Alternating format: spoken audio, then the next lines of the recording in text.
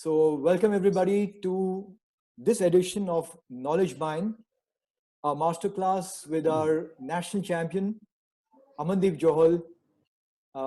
We've had two very interesting talks already, and I think you're in for a very, very interesting and a knowledgeable one today itself. Uh, Amandeep is somebody I've known for a long time. We played on a national team together once, but he was the top class junior. As an amateur, he was the national champion. He's had 12 professional victories as a professional golfer. He has played some very, very high level golf, and he's now the national coach. We couldn't find somebody with such a range of knowledge and information. And I want to begin by thanking Amandeep for making the time today. Amandeep, uh, thank you and welcome onto this platform. And our Thank you. participants are increasing as we speak, and I think they're all looking forward to a very, very invigorating and a knowledgeable session. So thanks very much. Thank, thank you, Diggy. It's a pleasure to be here. I think if we can share our knowledge amongst each other, we all become, more educated and better equipped to face the world. Appreciate that totally. And it's something, which is okay. We got some people coming on. Could you kindly mute yourself, please? I'm also doing it for you as we speak, but just kindly make sure that your microphones are muted. Okay. So, Amandeep, let's start from the beginning. You and Jeev were amongst the earlier guys in Chandigarh who put India on an international map and made India proud. What was it about Chandigarh that you suddenly had such bold players emerging who were going beyond Indian shores and were suddenly making a mark on the international scene? What is it about the Chandigarh ecosystem that made such a difference? I think there are few factors which Chandigarh had, stood out. One was that it is a small place. It was quite, a lot of educated people, a lot of people, from the bureaucratic class. Being a small place, we had a great golf course, which was obviously being a small place, it was accessible within 10 minutes or 15 minutes from anywhere within Chandigarh.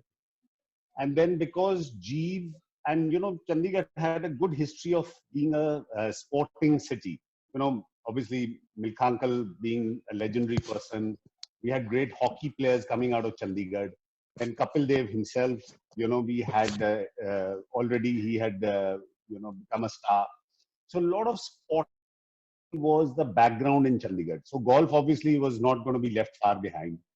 If you know, even in cricket, obviously I think was a Milk Uncle. Even Kamal and Kiran Thakur Singh. Kiran, now she's an MP from Chandigarh. They were great badminton players, and so Chandigarh had a great sporting culture. So I think golf obviously was a natural progression that golf would take up. And being an individual sport, I think it's easier because then you're not worried about being selected, or you shoot the number and you get selected automatically. So that was basically what was Chandigarh all about. But what suddenly gave you guys this boldness in thinking that you started thinking of winning on international stage? Because that hadn't happened for a long time in Chandigarh too. Well, I think Jeev's father, Milkha Uncle, played a huge role. I think he was a role model for all of us. I mean, we were backdoor neighbors. His house number was 59, mine was 61. And, he would wake us up in the morning, give us a kick and wake us up early in the morning, saying, before going to school, go to the lake and run. And, every once a month, I still get goosebumps just thinking about it.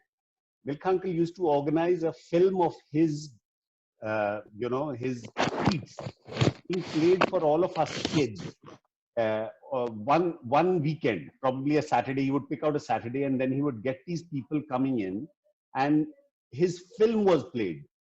So all his feats, right from the World Championships to the Olympics and the Asian Games and all of that.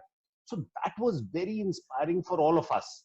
Just watching that and saying that, what, this man who had no um, uh, resources could dream of being a world champion. Why can't we? So, I mean, that was actually something which gave us a lot of impetus and a and a feeling that, what, it doesn't really matter where you're from. We can still conquer the world. Very nicely put, Amandeep. It just shares that you can dream of being big and then put everything behind it, and there's a good chance you'll achieve it. It starts with what you actually aspire to do.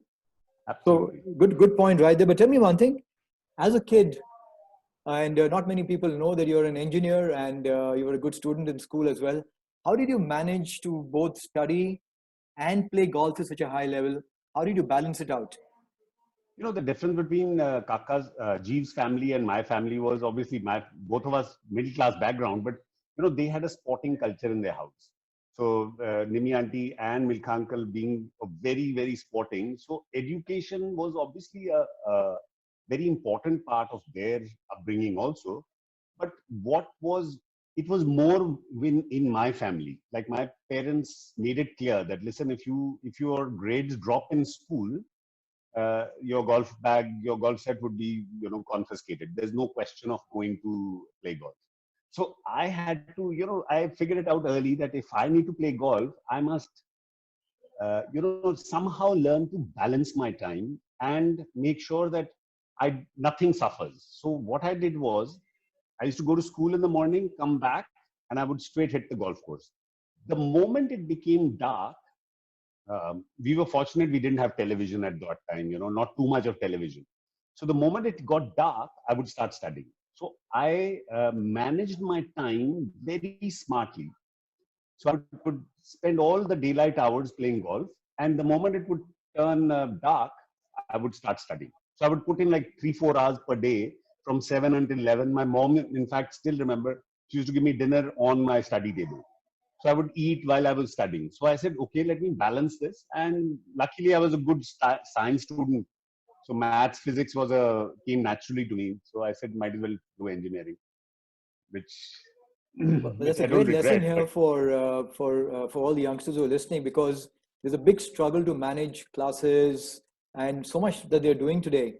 But yeah, I don't think it's tough. I think you just need to set your mind to it, and it can be done. I mean, I promise you, if whenever I'm addressing my students, and even when I'm addressing the national team, I just tell them that, what, you don't manage your time properly. I promise you, 24 hours a day is more than enough in a day that you can manage and get everything put in. well said. And I'm Yeah, yeah, complete agreement with you. And I think that's absolutely. something which is of good information to everybody who's listening, especially Yeah. all the youngsters who are listening. Tell me, Amani, when you were young, um, how did you manage to keep your games so sharp? I mean, they were always on the prime. I mean, how did you practice? What kind of games were you playing? How were you practicing to manage to keep the sharpness? I think we were lucky that we were a bunch of kids, and it was Jeev, it was myself, Samarveer, Harmeet Kalon was there, Amritinder was there, Amritinder's older brother, God bless his soul, was there. Uh, we were a bunch of competitive guys, and we were just going at each other. And we were that's what actually got us going. So we would play for very small wagers. Like, I remember we used to get a pocket money of probably 1 rupee per week. That was probably, if I remember, 1 rupee per week. And we would play for 25 4 annas, 25 paise. We would play for that wager. So you knew that if you got 1 rupee as your pocket money, and you're going to play for a fourth of it, or maybe 50 paise, you played really hard. So that was what got us, and Jeev and me were so competitive right to when we were playing uh, professional golf. And I remember once in Beijing, the year he won the Volvo China Open, we always used to play $10 a putt before the tournament. So we used to play 18 holes and $10 a putt. So right, the competitiveness continued. And in the year he won the Volvo China Open, he beat me 11 up in 18 holes. So I lost $110 to him. Wow. And I told him, Jeev, I think you're going to win this week. And he surely won. And I think he made what, 94 or 96 putts on 4 days. He Wow. putted like a demon. So that is what kept us going. We became so sharp. And the other thing we always used to do is we always used to tell each other, okay, this one for the British Open, this one for the Masters, this one to win the PGA Championship. So always, we used to keep driving ourselves. So those are the little things that we kept doing with each other. But there's a great lesson in there now itself that you're simulating the memory of something and playing it accordingly.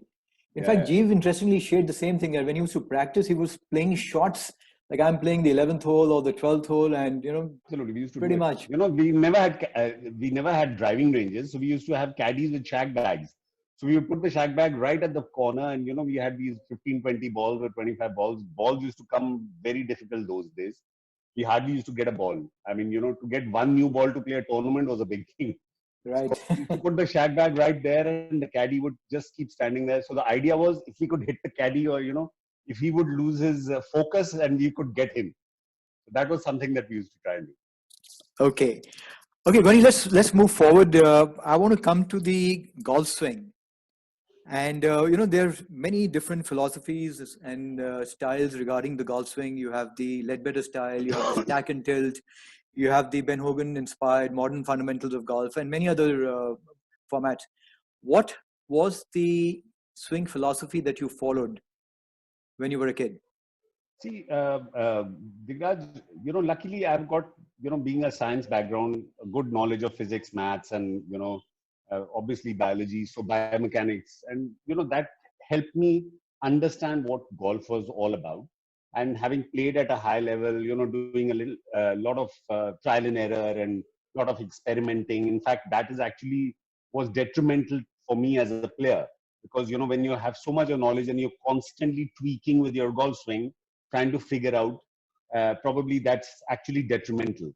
But I firmly believe that it cannot be a one size fits all. There is no theory which is saying that, okay, you know what, this is the only theory that works.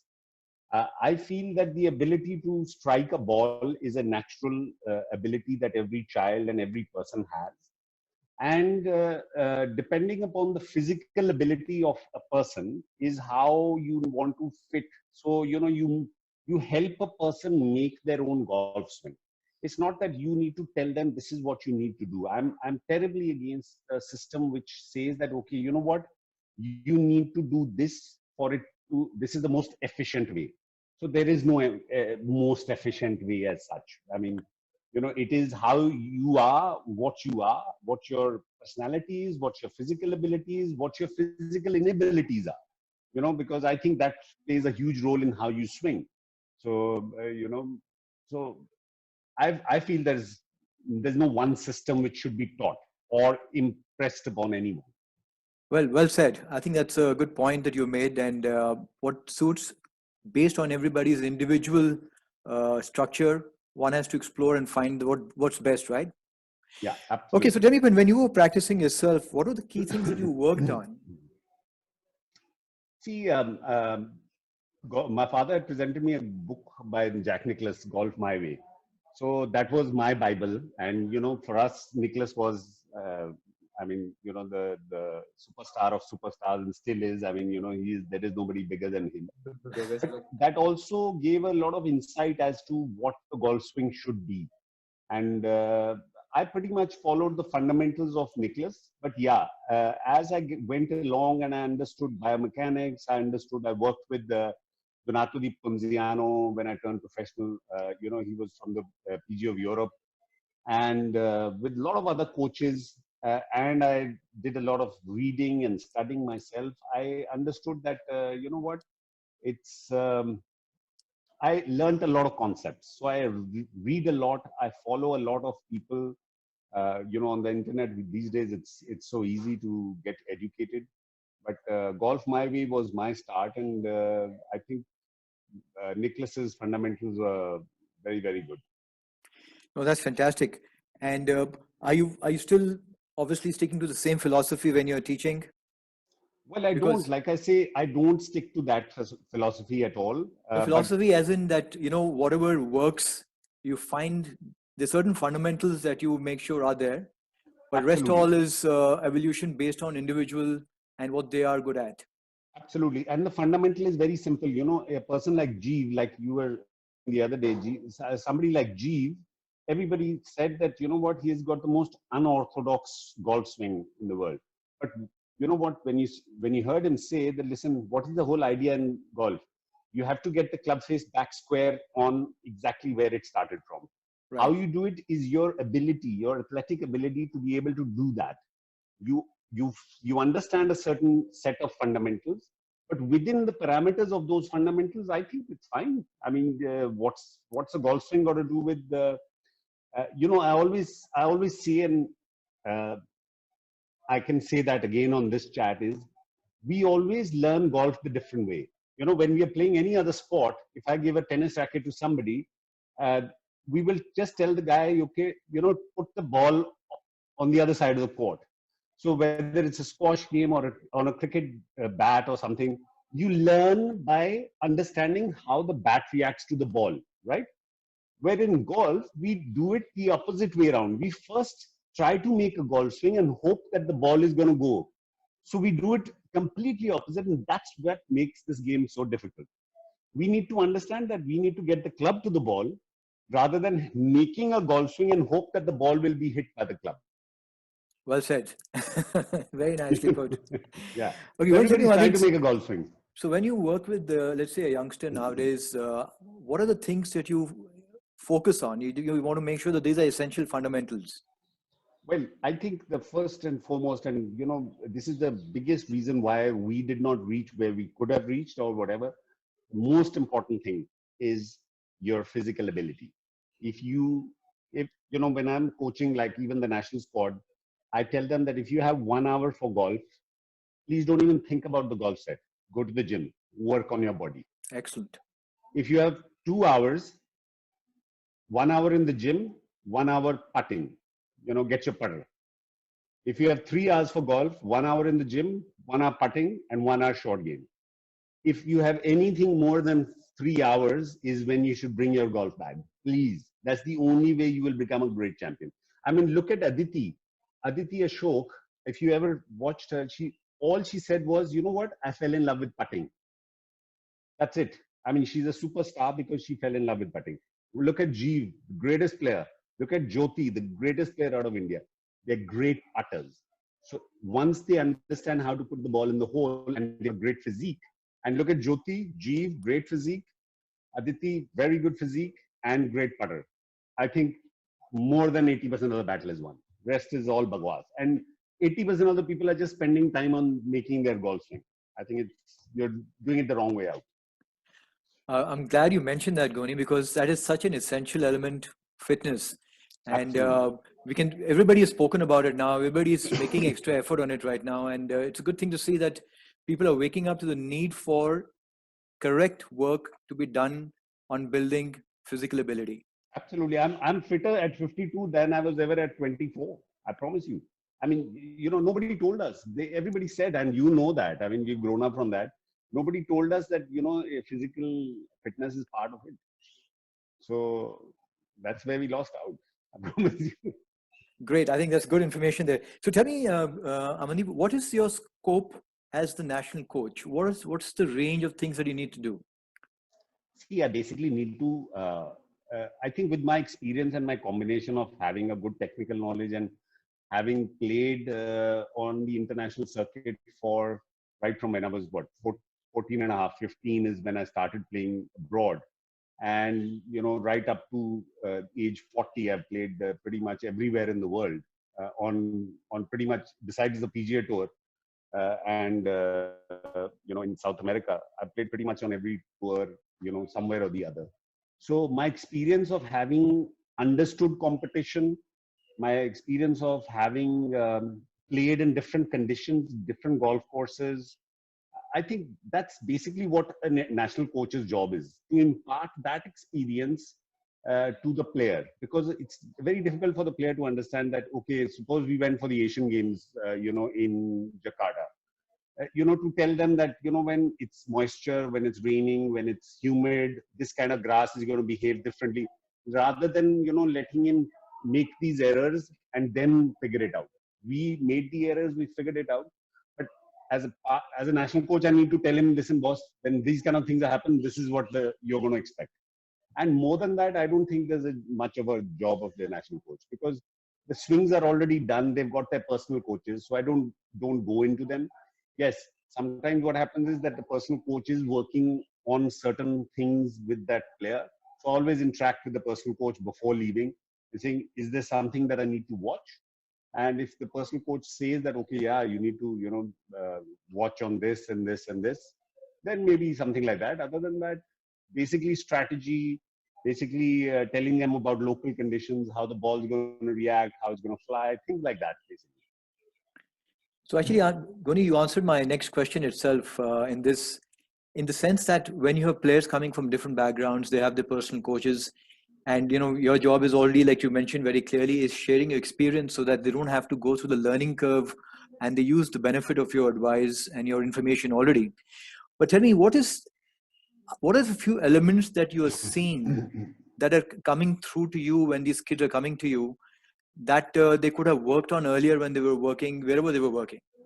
Any Uh, shortcomings or any this thing that you've No, noticed? I think the Indian coaches of today are much higher level. They're very, very, of very high level as compared to what we had when we were growing up. I mean, we didn't have any coaching. I think the coaches of Indian background now are right up there. They know, they've got lots of information.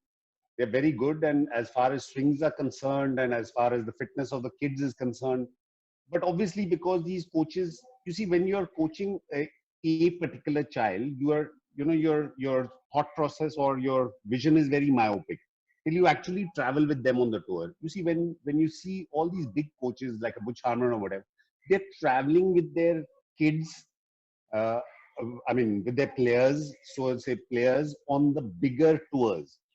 So their thought process is completely different, because you see, the players that we are coaching, or the Indian players are coaching, don't don't have that much of ability that we can leave our work and travel with the player. The player is not making as much of money. We don't have a superstar. I think probably Anirban's coach, or Shubhankar, Jesse has gone with him for a few tournaments. Now his scope is widened out much more, and so is Anirban's coach. Their scope has become.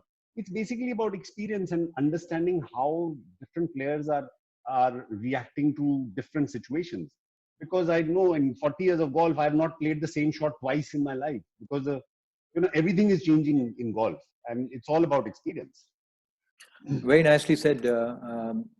Going to takes me to the next part. When you get engaged with a national team, let's say for the Asian Games, or let's say the Aizanar Trophy or whatever, at what stage does your engagement with the team begin before any specific event? I'm going to reserve my comment here, because you know the Golf Federation, Golf Union, they're a Okay. different lot. We've had Okay. too many arguments on this.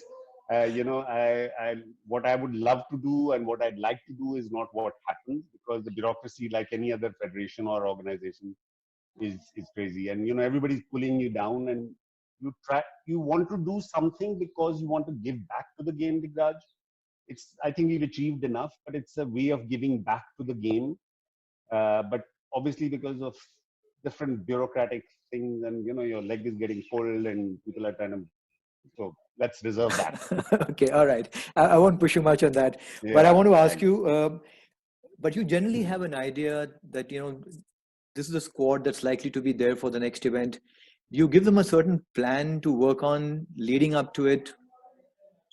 I'd like to. My idea normally is, and okay, I'm going to give you a little bit of what my thought process should be. Okay. Is as far as developing our amateur players is concerned, and this is where the biggest issue is, that the kids are turning professional too early. And the reason why they are doing it is because of this. And I told them that this should be the plan, which should be, we should form a bench strength, exactly what the cricket body has done. We don't have a bench strength. We don't work on bench strength. So we should work at 20 boys and 20 girls over a period of 3 years. So we constantly need to have 20 players, or 15 players, or 18 or 20. And we should constantly keep working them in as far as, and out of this should be chosen our national teams, whichever tournament that keeps coming.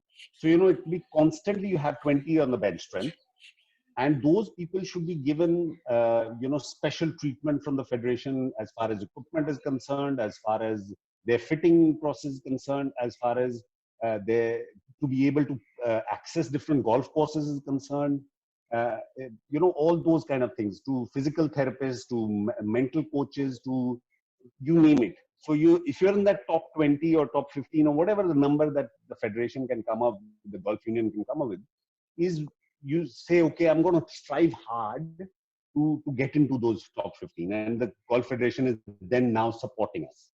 So that's the only way where we start getting medals on a regular basis. What happens is that, it's too ad hoc. Everything is ad hoc. Okay, Asian Games is coming in 6 months. Let's start preparing.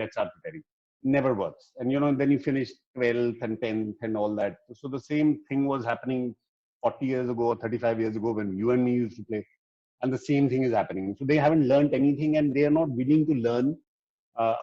They keep saying that we don't have funds. I said, you know what, then don't be on the federation. If you can't organize funds, then what are you there for? What are you trying to do?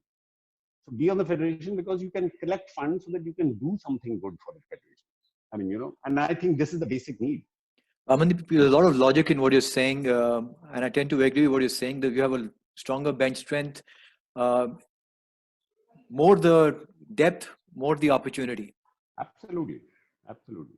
Okay, so Gani, I want to get forward a little bit. You mentioned course management, and I just wanted to talk to you about what are your thoughts on creating an optimum strategy for a golf course, something for golfers who are now getting better, and for those who are especially looking at playing serious golf, amateur golf, maybe professional golf down the line, and also for everybody else who's listening.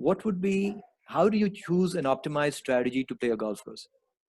See, I think first of all, going to play a tournament, you have to first understand what the golf course is in front of you. So if we could take an example, say, okay, Delhi Golf Club, that's the tournament that I'm playing, or, that's the tournament that is coming up. So I first need to understand that what is my strength. So suppose I'm as a player, I know my strength is driving, and my strength is not short game. So, or my strength is probably 100 yards in, or, whatever your strengths are. So you need to list out your strengths and say, okay, these are my strengths and this is my weaknesses. So you need to form a strategy and say, okay, I'm going to understand how this golf course is to be played to my strengths. So if I have a strength of good iron play, then I will break down that golf course into the best iron play that I have. Golf course like Delhi Golf Club, you can't attack. Okay, so I will pick out, okay, which are the few holes that I can attack. So maybe 4 out of the 18 holes is where I can use my distance. Probably the 18th, 14th, the 10th, and probably one other hole, whichever one, maybe the 9th or something like that. So these are the 4 places I can use my driver and get myself an advantage of having a short iron in. Okay, so if I have strength within 100 yards, okay, so I'm going to place my shot where my second shot is going to be within that 100 and 110 yards game, or if my iron play is good, or if my short game is good.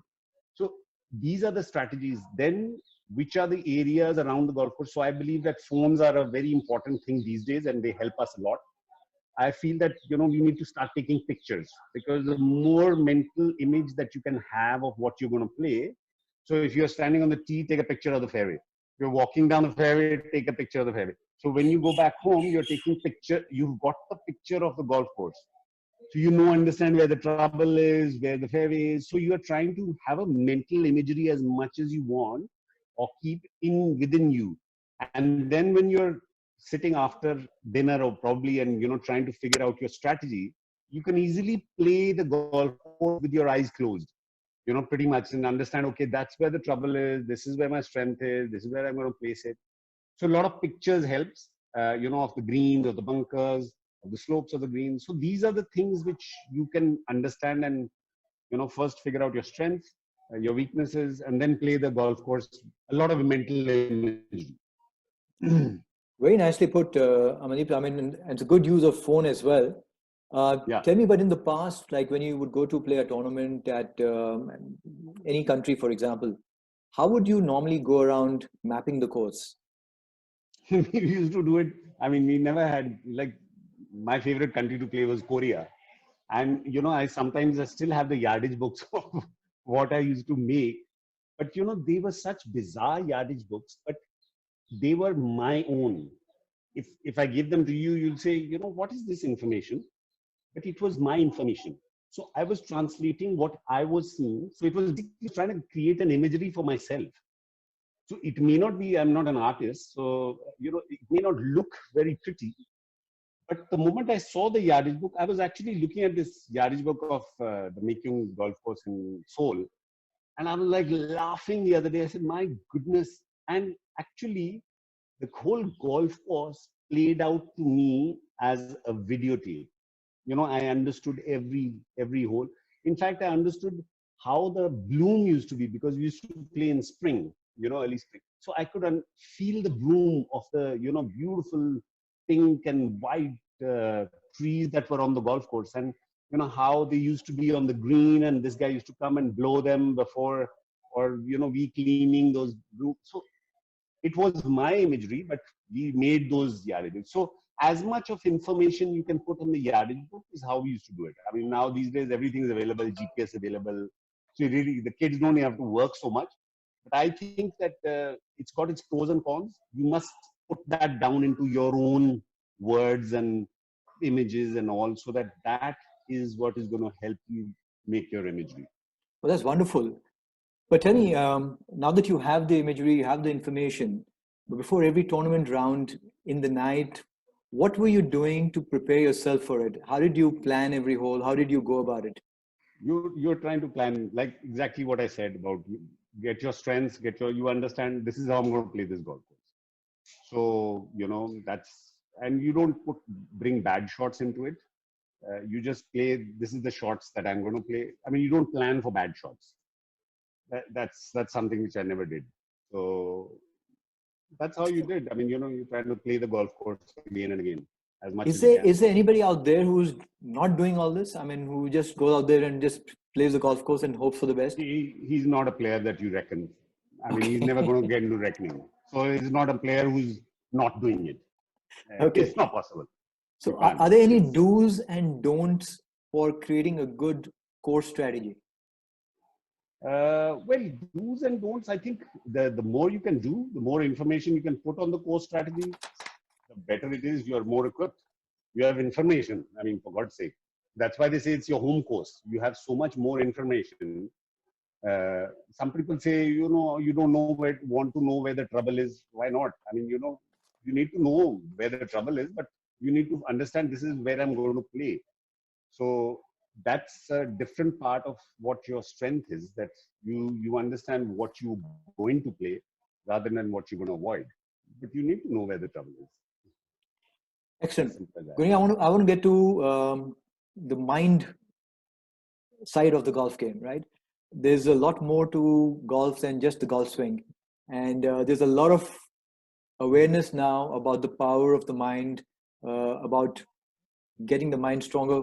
Just give me an idea as to what are you doing with the national team to help them, and what would you be doing with other youngsters whom you're working with? I learned most of my mind strategy from Kaka, from Jeev. I promise you, there was nobody who's got a better mind. So, and plus he was being my roommate, and I saw him do it, and I used to laugh at him. And in hindsight, I just said, I wish I had just copied him. For God's sake, life would have become that much easier. He used to write every day, I'm born to win, I'm born to win, in a book, and used to do something, and I used to say, Kaka, what are you doing? Let's go for dinner. He said, no, boss, I must finish my 20 push-ups and my 20 sit-ups and my 20 squats before I go for dinner. And he would do that routine. So he followed such a strict routine. And he said it the other day. And I said, you know what? In hindsight, I wish I'd just followed him. It's a muscle which needs to be trained. So your mind needs to be trained like a muscle. And you give them the right thoughts, get into the subconscious. Robert Murphy, fabulous book, Power of the Subconscious. I've read it enough times. I've got an audiobook on my phone. I will read it again and again. So, Bob Rotella, fabulous, anything to get your mind, the chatter out. Because the biggest enemy is the chatter. You're standing there and the chatter is going on and on and on. This is the problem. This is what I'm going to swing. So it's how much you train to get your chatter out. So like Milkha said, Pratak, Arjun Atwal, Yog Nidra, one of the best. This is indigenous Bihar School of Yoga, Swami Niranjan, Yog Nidra. Do it every day, boss. It's like the mantra of mantras. So anything indigenous. We are the kings of mental, and we are going to Robert Murphy and Bob Rotella. I mean, for God's sake, we have the Indian people have mastered the control of the mind, and so we want anything which is packaged abroad, but fine, whatever works, just do it, but give mind training an equal importance. And routine is the biggest thing. Routine is the biggest thing. There's no two ways about it. You fix your routine, especially I'm telling the kids every day, you are in a lockdown, guys, get up at the same time you used to and sleep at the same time. And that's the only way you will succeed. You must get up in the morning, must do your 2 hours of workout. You must do your, even if you're in a lockdown and you have nothing else to do. Use this time, but follow the routine, because this is what, I'll tell you one thing. I met Shubhankar. I was watching Shubhankar about 6 years ago. There was a tournament in Cochin, which got rained out. And, we played 9 holes over 4 days. Like instead of playing 18 holes over 4 days, we played 9 holes because one part of the golf course was completely underwater. And 6 years ago, I was talking to Uttam Mandi, who's the commissioner of the PGTI. And I told him, I said, watch this kid. This kid is going to make it so big. Digraj, the routine that kid followed was immaculate. There was not a way that he would miss something out of his routine. Finished his round, had his lunch, he's on the driving range, he's beating balls, go to the short game, spend his 1 hour, finish the short game, do his putting. I'm like, you know what? This kid is bound to succeed. Excellent. And sure enough, 2 years later, he was guaranteed succeed. Excellent. And so this is now about a daily routine. And similarly, what about a pre-shot routine for every shot? Exactly. It's the same thing. A pre-shot routine physical, pre-shot routine mental. This is what we need to do. I mean, a guy like Nick Faldo had it to the 0.01 second. Yeah. How many steps he would take? How long, how many times he waggled. He knew it in his head. There is not one extra waggle or non-less waggle. And what was he thinking? So he visualized, he's got his mind, he's got the shot in his head. He'd go stand behind as many steps. He's never more, he's not even by an inch more. And so even when he walked up to the ball, there was that X number of steps. How many times he looked? So he looked at the ball, looked at the target, looked at the ball, looked at the target. I mean, everybody's doing it. That's how important routine is. Because you're trying to make a machine out of yourself. How else do you make a machine? Absolutely. So tell me, I remember reading about Djokovic. I mean, for example, earlier when he used to bounce the ball, he was doing it too many times. And then he had to change it, and he changed it to a fewer number of bounces. But that change was tough for him. But since he's managed to do it, the number of victories are just flowing. Because you see, change is always tough because it's a neural pathway. You have to form another neural pathway. Right. Absolutely. It takes a long time to form a neural pathway. So what would your advice be to some of the kids who are listening here about both a daily routine and a pre-shot routine, just using the same conversation we just had a few minutes back? It's just routine. You make your own routine. You think that this is the routine that works for me. And I always say that, one thing keep in mind when you're making a routine. I'm trying to be the best in the world or best in India or world. Is my routine good enough, or is there some kid who's doing more than me? So when you're making that routine, the number of hours that you're putting in or the amount of effort that you put in, just keep it in the back of the mind. Is there a kid out there who's putting in more hours than I am? Well, then he deserves to be better than me.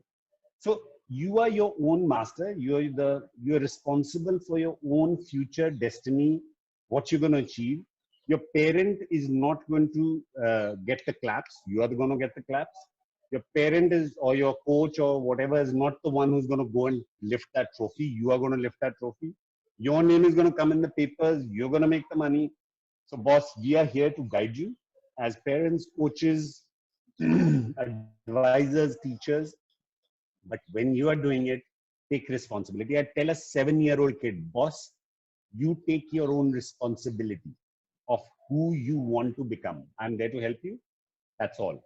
So when you're making a routine, keep in mind how precise should my mental routine be, how precise should my physical routine be. Is somebody having a more precise routine than I am? Oh yes, then he deserves to win more than I do. So then I don't deserve to win. So fine, then that's the acceptance you have. Fair enough, yeah. And well put. Taking ownership and responsibility for your own self, whether in golf or in life, I think Absolutely, that's the bottom absolutely. line. Great. Tell me, Yes. Amandeep, are there any things um, different that some of the top players in the world are doing? For example, people have always wondered what Tiger was doing for his mind, and obviously he was doing something. Or what is Rory doing nowadays? What is it that gives these guys that zen, that absolute focus when it comes to pressure? I think it's not what they are doing now, it's what they have done before. Now it's Right, just a fine tuning that is happening. right. It's like Rory said, if somebody was listening to me when I was 7-year-old, if somebody ever heard me at that time or what to listen, I told him that, I'm going to win, I'm going to be the best in the world. So same thing Tiger would do. I mean, you watch every player who's achieved the maximum, it's what they have done in the past is what matters. What you're doing now is so, I mean, if a lot of kids are listening to me, I think most of you guys have already probably missed the bus or whatever, but you need to start doing many, many more things now and just keep doing it because, you remember there are so many millions of players who you need to beat or hundreds of thousands of golfers that you need to beat. So to be the best, you have to do something exceptional. To do exceptional things, you have to do exceptional things. So, what do you As think simple as that. Tiger was doing when he was young? Tiger once, Arjun Atwal told me, and I went to stay with him at Isleworth. Arjun told me, this guy, and I'm talking about what, 20 years ago, 15 years ago, or 20 years ago, or whatever. He says, you know what, this guy standing there before the gym guy opens a gym. Can you imagine being the number one in the world? He used to be there at the gym before the gym guy came to open the door, open the gym. Okay. Is that a joke or what? I mean, this is the level of commitment. You're the number one in the world. हमारे आगे ठीक है यार. देखेंगे तौलिया लेके आ रहा है कोई दरवाजा खोल रहा है कोई कर वो कर रहा है वो अपना गेट पे खड़ा होता था जिम के और hello buddy how you doing and that guy would be saying sheepishly morning Mr. Woods how you doing here the gym is opening for you. You would be there before the gym opened. I So mean, I that's mean the that's story how it with works. Kobe Bryant or Michael Jordan, any of these guys. I mean, Everybody. Yeah, because absolutely. नींद नहीं आती. You see, the point is when you're that wired up or that committed, नींद नहीं आती. You're ready to, you're waiting when the dawn is going to happen. What am I doing? Sleeping, wasting hours. Do you see any kids in India with that kind of fire at the moment? I think India has come with a lot of kids. I think there are loads of kids now who are, uh, the only thing is that we try to make them superstars before they should. That's a little, we are new into finding our superstars and we make them superstars before, it's like I always feel that they're playing too many events and too much of competition and too much of this. There's very little preparation and too much tournaments, too many events and very little preparation towards events. So, they are going from, I've seen so many times that they have just completed the examinations and that's the biggest fight I have with the golf union. They have examinations and the next week there is a tournament. I'm like, okay, did you do that for your examination? Did you go from playing a tournament into say, okay, I'm going to go for my examination and write whatever I learned while I was playing a tournament? You don't do that vice versa. Why would you? So that means obviously the golf is not important to you. So I feel that there is not enough preparation. There's too much competition. And I don't think a kid needs to play more than 4 or 6 events or 8 events at the most in a year. But make sure that you prepare for them much more than than that. I think you made an excellent point, and that's something which I find a lot of families and parents are finding themselves in a bit of a rut, that they want to make sure they don't miss any tournaments. There's hardly any time Yeah, to for what? actually prepare. The kids are not investing time into I making mean, the I always corrections. say that. Listen, I never played a tournament till at least deep down in my heart I knew I wanted to win. I said I don't want to go clap for someone else. At least deep down, whether I won it or no, that's a different ballgame. In my heart, I knew. And here, a lot of parents I see, they'll get experience to play. I said, play. They'll get experience to lose, boss. They won't get experience to play. They'll get experience that we also ran. We also ran. So I don't understand the business of also ran. Excellent I point, know and I I'm going to think shoot 90 and I'm still going to go there playing a tournament.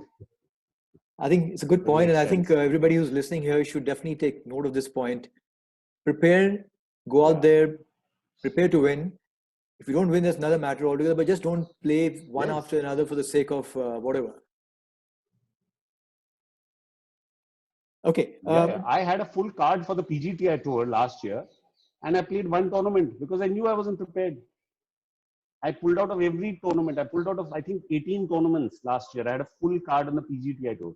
But I'm not prepared. The only one I played was Jeeves tournament because I said, you know what, Jeeves is going to feel bad that I didn't play his tournament. Other than that, I didn't play any tournament. But if you're not prepared, why are you going to play? That's a good lesson here right now. And thanks for highlighting that, Goni.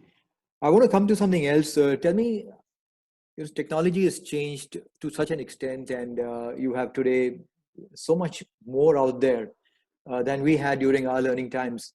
Um, how much is it impacting, and how much of it are you using as well? I think technology is a huge. I think it brings the whole field level. In our days, very few people understood or felt or had the athletic ability or all that kind of thing. Everything. Very few Hogans and Nicholases and whatever. Now, what has happened is with technology, life has become that much easier. Everybody's come to a level. So, if you are willing to put in the hours, willing to put in the effort, compete or whatever, the technology will help you understand and find a way that you can also compete and shoot the same numbers as somebody who's super more talented than you physically, or the feelings and the sense of understanding what the club head is going to do. So if you can compete, keep prodding along and make a kind of a neural pathway in a certain way, you will be able to compete with that person. Obviously, you will have superstars, but I think technology has brought everybody more level. Equipment, whether you call it equipment or TrackMan and the 3D technology to understand how your mechanics works. So it's made the playing field more level, which has increased competition. So that's why you see every week there is a different winner. You look at the PGA Tour, you look at the PGTI Tour, every week there's somebody or the other is winning. And you say, yeah, that guy's going to win a tournament? Yeah. That's what technology is about. So, are you using anything yourself at the moment, specifically? I do. See, I always feel that overuse of anything is too bad. If I don't understand certain things, then I will use technology. Because I always feel that I think the human aspect is more. It's like, let's say the TrackMan. I mean, if I don't understand what the flight is doing, then I will use the TrackMan saying, you know what, everything says that he should be missing the ball like this, and it's not adding up. So obviously there is something that I need to take an MRI. But if there is if as an orthopedician, so I'll give you the analogy of an orthopedician. Every orthopedician does not send you for an MRI. A good orthopedician just tells you by looking that, you know what, this is the problem. He doesn't need an MRI. But these days, you know how the business is. So everybody wants to send you to the MRI and say, okay, because that's a money making, how it works. So I feel that a good coach will always be focusing more on what you see rather than, and information is good enough now that the TrackMan has helped us get that information clearer. But yeah, to be using technology all the time, every shot that you hit, and there's a side spin and that much of overspin and that much of this, really doesn't matter. So I use it sparingly, but only when it needs to be used, where I don't understand something. Well, I think it's a great analogy you've used, and I think I tend to resonate with what you're saying. It should be used when necessary, but at the same time, a player needs to start applying his mind to understand his golf swing himself, other than being reliant on maybe too much of coaching or equipment or Absolutely, technology to absolutely. decide what I to do. agree. I think the player needs to take responsibility of his swing. Um, Kuni, coming to fitness, and you just mentioned it very briefly, and I know, for somebody who's your age, I won't mention it, but you're really, really fit, and you spoke about the importance of fitness. Can you just suggest something what these kids should do generally as an overall thing to work on their golf swings and fitness overall? I think the platform of TPI is so good. It's such a good platform. Their research is brilliant. Their research is phenomenal. So if you just follow TPI, Titleist Performance Institute, their research is, and you don't need to follow anything. So they give you a program of warm up, they give you a program of strength, find a TPI certified coach or whatever. But 80% of the people give fitness the last priority. They'll say, "Acha, let's go to a coach, pay him 2,000 rupees a lesson or 2,500 rupees a lesson. Then let's go to a mental coach, pay him so." वो fitness coach जाके देखते हैं, वो कहते हैं यार ये 2,000 rupees a lesson charge कर रहा है, it's too expensive. Let's go to a coach who वो भी बहुत अच्छा है, वो खाड़े वाला है, वो भी बहुत अच्छा है. You know, you are giving your body in the hands of somebody who's unqualified. The first person that you need to check qualification is of your fitness coach. Excellent. Because that person has to be fully qualified. Please उसको बोलो तू मेरे को certificate दिखा भाई boss तू पढ़ के क्या है तेरी पढ़ाई कितनी है मैं अपनी बॉडी जो सबसे इम्पोर्टेंट चीज है जिसकी बदौलत मैंने I am going to win the whole all these millions of dollars, I am putting that body into your hand. You better tell me whether you're qualified to take care of me. I think very well said. And yeah, I promise you. So you have very to true. go to the best fitness coach. Very true. Okay, Goni, what would your advice be to the kids now that they're at home? Like you already mentioned, have a routine. But in terms of their golfing ability, can they do something at home currently to just get better, get fitter, get ready? Digraj, this is the best time to change what you wanted to change because you have no feedback. The biggest problem of changing anything, even a small thing as a grip, and I promise you, because that's your only contact with the club. And I know that 90% of golfers have incorrect grips. So a simple thing is changing your grip. This is the best time to change your grip. Hold the grip 200 times correctly per day. Have the club in your hand. Keep changing it. You want to change something, the way your body, if your coach has told you, listen, I need your body to be turning in this manner. You're losing your spine angle. Do that 150, 200 times a day, 400 times a day, 500. It's better than hitting 500 balls. This is the best time. Promise you, this is a boom. Everybody wanted to make any change in their golf swing. This time will never come. You still have another 3 weeks. Please do more than what you think. Do spend hours and hours doing slow motion swings to understand. Because if your body cannot make that motion in a slow motion swing, and I say slow motion swing means take 2 minutes to complete one golf swing. 2 minutes, 1 minute, 2 minutes to complete one golf swing. Because if your body cannot do the motions in slow motion, it cannot do it in fast motion. So this is your best time, guys. You will never find. I know all of you guys are itching to hit balls. Waste of time. Get onto your in front of the mirror. Go to what your coach has told you. Get into a WhatsApp lesson with your coach and say, listen, coach, remember you told me I need to get my early extension. What is early extension? Can you explain what drills can I do when I'm sitting at home, get the early extension? My head, my whatever, shoulder turn, separation of the lower body from body, whatever you want to work. This is the time. Guys, use this time. It'll never come back. I think excellent advice there for everybody. And I just hope everybody takes on to it, because what you're saying is right. I mean, this opportunity to work on this without worrying about where the ball's going to go, and having no conflicting feedback, is the best time to ingrain the right habit. Yeah, Great. absolutely. Thanks, Mandeep, Yes, for highlighting that. Um, thank you. what would your advice be to parents at this stage, and generally for parents who've got kids who are showing opportunity of or showing promise to become better players? I think the most important thing that the parents are spoon feeding their kids too much.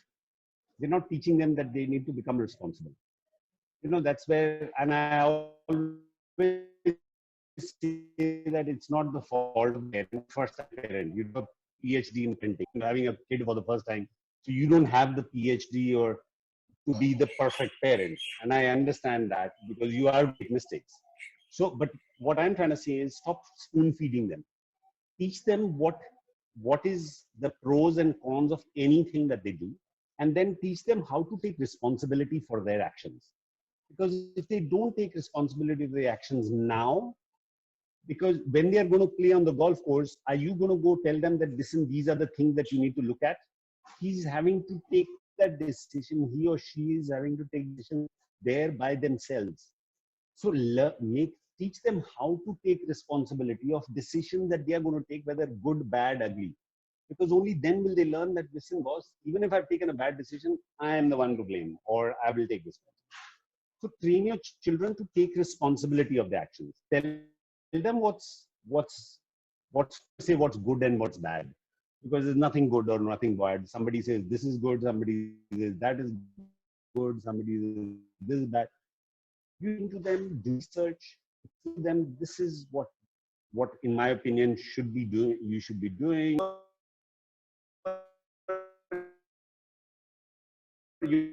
Your own person, you find to be. Very You've got to good. stop spoon feeding them. I think that's a lesson which you and I need to learn as a parent, because I think we've all, to an extent, have Yeah, made this yeah, mistake. because we've got to make mistakes, man. We are also first time parents. Like also first time parents. Okay, okay. Goni, first of all, Yeah. that is my list of questions, and thank you for being so forthright in answering them. And I'm sure there's some great information there.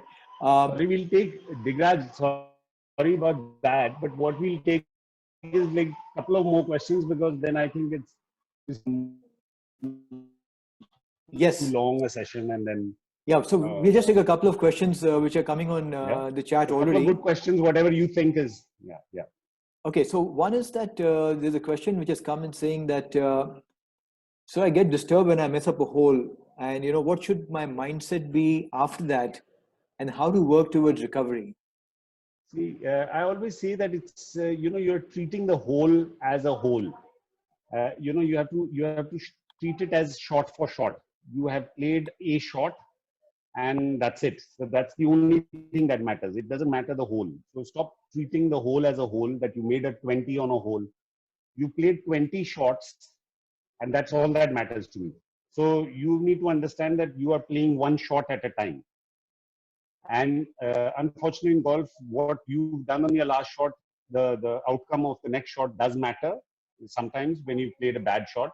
But fortunately, golf allows you certain penalties and all of that. So you need to keep your mind calm and cool and say, okay, from here on, what is the best shot that I can do? Because that's the only thing you can do. You can't do anything more. You can't play the next shot before you played the one, and you can't replay the shot that you played before. So it doesn't really matter whether you made 20. The next shot is again going to be a shot. So focus on making that shot that to the best of your ability. Visualize, go to your routine, and stop thinking about scores as such when you're playing a round of golf. So when you experience something, let's say you experienced a double bogey, how did you play the next hole after that? What were your thoughts? Yeah, I'm telling you, I'll tell you a story. I went on to play Asian Juniors in Seoul, Korea, and we missed the bus. Jeev and me and Gaurav had gone, and three of us missed the bus. We overslept, and we took a taxi. And by the time we arrived, my name was being called up on the tee. So I was like jumping, and I got onto the New Korea Country Club I was playing. And the first tee shot I hit, I skanked it, not skanked it, I heeled it OB. Heeled it OB. I mean, can you imagine you've gone there to play in 1986 way back and you heeled it OB? But, you know, fortunately, you need to take a hold of yourself. अब तो लग गई, अब क्या करें? अब आगे देखते हैं, अब क्या करना है? So this is what you have to, this is your talk to yourself. Saying अब तो लग गई, अब क्या कर सकते हैं इसके बारे में? ये तो नहीं है कि मुझे खेलना नहीं आता. अब बैड शॉट लग गया, इतना सा बल्ला है, कहीं गलत लग गया, it doesn't matter. What do you do about it? Double bogie अगले ओवर में देख लेंगे क्या होता है. So your attitude, and if you simplify and talk to yourself a lot, I think things become easier. I think the pressure of a double bogey is what your other people think more than what you think. I think that's where you need to win the battle. It's what your parent is going to think, what your opponent is going to think, your playing partner is going to think, what your coach is going to think, yaar, tune double bogey maar di. Or even if you made a 10 down on a hole, you're more worried about what the other person is going to think than what you are thinking. So I think that's where you need to get yourself out of. So, and you are the only person who can get out. I don't care. He's going to think badly. What am I going to care? You understand what I'm saying? So it's, you're worried more about what the other person are going to think. Good point. In fact, there's another interesting question which has come up, and he says, "Sir, how do I avoid the pressure of expectations which others may have of you?" The pressure is a, yeah, but that's exactly what I'm saying. The pressure is what you are building on yourself. Right. You know, when I say pressure, I always remember Bob Rotella's book, and Bob Rotella used to say, you see, if you had a 6 foot wide mat, and I put that wide mat of 50 yards on the ground, and I say, walk on this mat, you would walk not without even thinking. Suddenly, if I took that mat 100 feet up in the air, you start thinking about your balance. It's the same mat, it's the same wide. You start thinking about your balance. You say, you know, I better be on the middle of the mat. Is my walk posture okay? So what has happened? The mind has created that pressure. It's the same width. You could walk on it like this on the ground, but the moment it's gone 100 up in the air, what is added up? It's the pressure that, okay, you know, I may fall, but you would never go off that mat when it was on the ground. So it's what your mind, these games, pressure is a games that the mind plays. So you need to understand what is the mind. So that's why the more you talk, like I said, the chatter is always the other person. If you make friends with that chatter, your life becomes easier. If you are making that chatter something that is disturbing you, then he's going to become your biggest enemy. There's always two of you. There's you and the you who's chattering. The pressure is all in your mind. Goni, well said. And I think very important. In fact, that's the domain where if you are able to conquer, you are able to get more out of yourself. All of us. It's easier to teach 20. I mean, like I'm talking about it. It's easier to teach 20 than neither to be taught. I mean, Shakespeare said it, but that's the reality. I mean, you know, it sounds easy, but it has to be practiced. And you have to become a Jeev to practice it. Follow the routine. Okay, wonderful. Goni, that is very, very nice, very informative. I think your insights, and even though it's been a very simple conversation, it's been loaded with a lot of value already. And thank you. You know, thanks so much for sharing all this. And I just hope all the kids, I can see some of them are taking notes, which is really good. And I think make it a practice to just finish the conversation, note down things that you've heard from somebody who is. People who make diaries will 99% will succeed. Excellent. People who make diaries. Excellent. Okay. Yeah. I'm just going to give it a minute in case anybody else has a question. Otherwise, I will work towards the closure. But Amandeep, I just want to tell you, thanks very much. You're doing a great job out there. Keep on hearing very, very good things about you. And I know you're working on getting onto the senior tour. So before we wind off, just give us a quick insight as to what you're doing to prepare for it so that they get a sense that everybody's in the same boat.